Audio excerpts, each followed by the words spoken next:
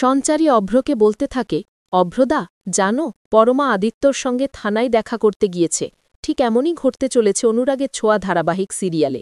সম্পূর্ণ জানতে হলে সাবস্ক্রাইব করে ভিডিওতে লাইক দিয়ে দেখতে থাকুন। তারপর অভ্র অবাক হয়ে বলে, সঞ্চারী, তুমি কি বলছো, ঠিক করে বলো। সঞ্চারী জবাব দেয়, হ্যাঁ অভ্রদা, আমি সত্যি বলছি। এমন সময় দেখা যায় আদিত্য এবং পরমা একসাথে বাড়িতে ঢুকছে। তাদের দুজনকে একসাথে দেখে অভ্র রাগে বলে ওঠে, বাহ, সুন্দর, আমি বাড়িতে নেই জেনে ভাইয়ের সঙ্গে বাইরে থেকে ফিরছ। ঠিক তখনই পিছন থেকে সুদীপা এসে বলে, দাদা, তুমি পরমাকে এভাবে কেন বলছ? ও তো আমার সঙ্গে থানায় গিয়েছিল। না জেনে শুনে ওকে অপমান করার অধিকার তোমার নেই।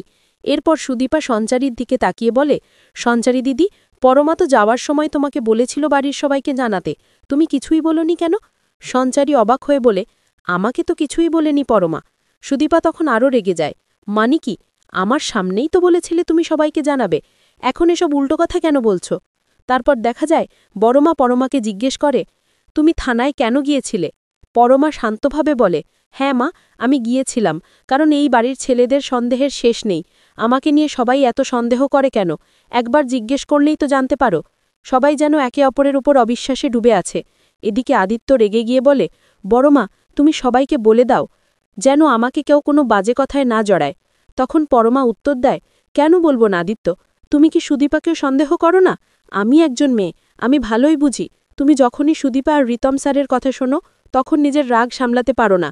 বলো না আমি ভুল বলছি কিছু? আদিত্য কিছু না বলে চুপচাপ নিজের রুমে চলে যায়। এরপর সুদীপা আদিত্যর পিছু পিছু রুমে আসে এবং বলে, আপনি ইউনিফর্ম খুলে টি শার্টটা পরে নিন। আদিত্য বলে, না, আমি পরব না।